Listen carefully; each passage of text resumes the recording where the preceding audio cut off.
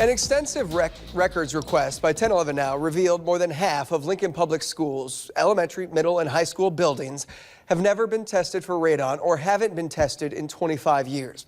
Knowing that kids and teachers spend so much time in these buildings and at home, we asked what are the potential health effects if people are exposed to high levels of the colorless, odorless gas. My co-anchor Bridget Farget has more. It's estimated radon is responsible for around 20,000 lung cancer deaths every year. In fact, aside from smoking, radon is the second leading cause of lung cancer. Lancaster County has high levels of the potentially deadly gas, and you may not know the effects of it until years down the road. Yeah, this is kind of healthy lung tissue over on this side, and then the abnormality is kind of right here. This is what a medium-sized nodule in your lung looks like on a CAT scan. Radon is radioactive material, and it actually deposits these tiny little radioactive particles that you can't see or touch in your lung tissue, and over time that accumulates and it actually can mutate your lung cells.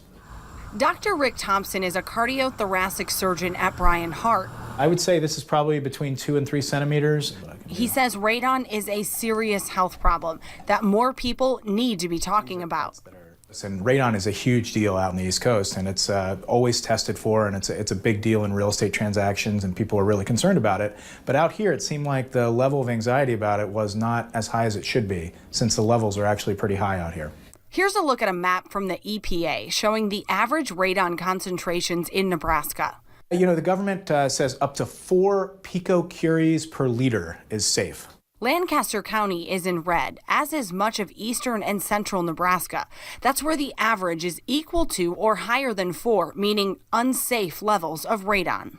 One of the most disturbing things is when I get a young person who has lung cancer in who says, gosh, I didn't smoke, I did everything right, and they're in their 40s or 50s, and sure enough, they have lung cancer.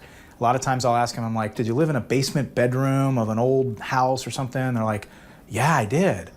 He says there's no exact way to pinpoint radon caused a person's lung cancer because oftentimes that house is sold and radon doesn't leave a signature in the cancer. In healthy non-smokers, radon-linked lung cancer is usually discovered because of something else. Typical scenario is someone gets in a car accident, they're not hurt badly, but on the CAT scan that they get in the emergency department, there's a nodule there and no one knows why. Dr. Thompson says that's why your home and schools must be tested for radon. I mean, these are kids who are in school every single day or 180 days a year or something like that for long periods of time. Schools should absolutely be tested, no question. The problem for kids is the effects of radon won't be seen for decades.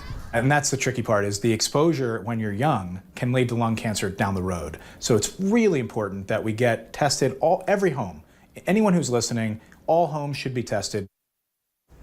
You may be wondering about whether businesses need to be tested for radon. Dr. Thompson says he'd be a little bit more selective since they typically have better ventilation systems, unless it's in a basement or an old building that you work in. Free or low-cost radon tests are available through DHHS. To find a link on how you can get one, head to our 1011 Now app.